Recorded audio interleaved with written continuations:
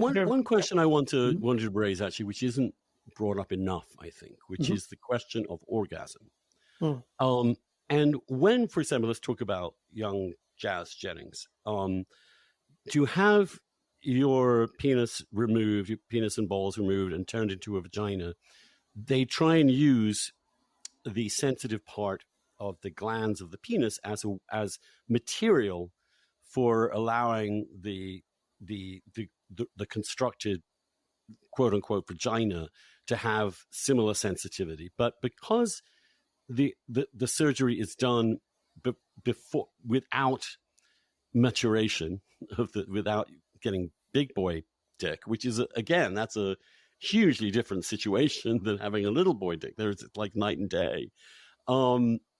There isn't enough material, Right. and that to create, and there isn't enough sensitivity because it hasn't gone through that process of puberty, and you are effectively, in many cases, denying these children the right ever to have an orgasm. And I just, in my deepest heart, I do not think it's possible, if you've never had an orgasm, to meaningfully consent to never having one in the future. I just don't. I think it's one of the greatest joys of human existence. It's one of the sublimest.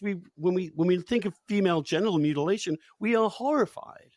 Yeah, and ironically, Marcy Bowers, who did Jazz Jennings surgery, Marcy actually does surgery to help girls who have gone through female genital mutilation in Africa.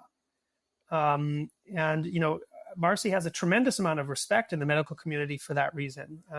I think she really has done some really important work in that regard. Look, I mean, let me say two things. One is, yes, you're right. If a boy gets puberty blockers and his genitals don't have the chance to grow, creating what they call a neovagina requires borrowing tissue from the colon. And that's what they did in Jazz's case. And it causes a lot of complications, and it increases dramatically the risk of infection and death. And actually, in the original Dutch study, there was one death out of the 55 who got surgery. And that death was because the boy had his puberty blocked and didn't have enough penile tissue. And the surgeons had to borrow tissue from the colon. It got infected and he died. So, so these are medical experiments with real serious consequences, including fatal consequences. With regard to orgasm, I think it's really interesting to think about this. It's not just orgasm. I think, although that of course is kind of the pinnacle of it, right? That's the point of it. But I think it's just sexual pleasure, sexual activity in general.